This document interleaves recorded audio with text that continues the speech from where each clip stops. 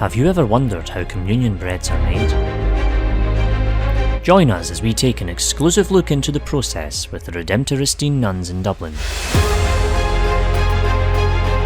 We meet up with Sister Maura in the preparation room to see how the process begins. Well, this is the preparation room really. It's where everything starts before we do the main baking on the machine.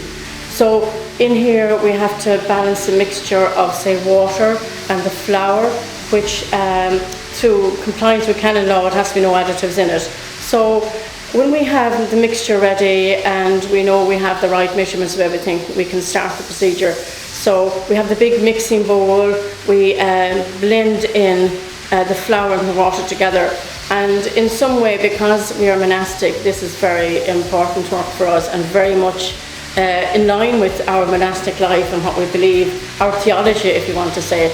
You can look into that battered mixture going around and think of the battered body of Christ.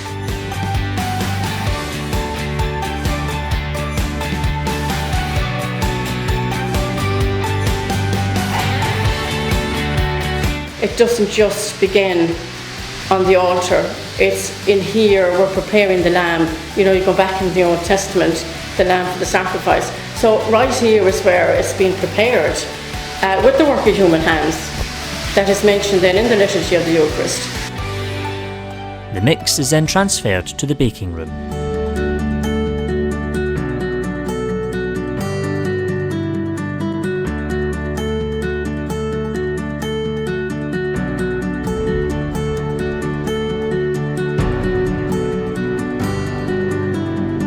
The batter is then spread out onto heated plates before being pressed with the desired imagery.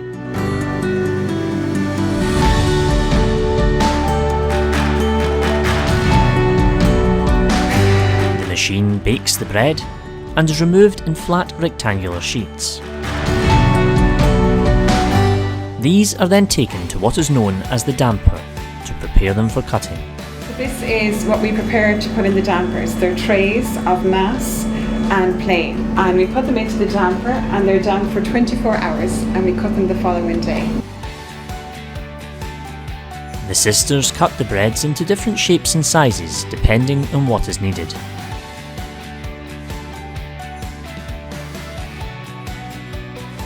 After cutting, the breads are screened to remove any smaller or broken pieces. We sieve the breads, checking them to see if there's any that are damaged or any that are broken,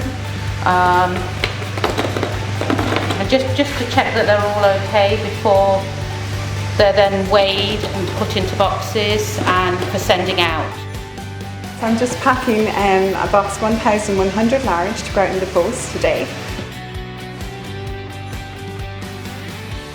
We send out the breads to many places around Ireland and some overseas as well, to England and Australia and other places. And I always find that all the sacristans around the world who get these breads in their hand, we're all in some way preparing Christ as the Lamb. And in the consecration as well, I think that's when we realise we're the ones preparing the Lamb, whereas when we realise that it was actually God preparing us, because our life is very redemptive.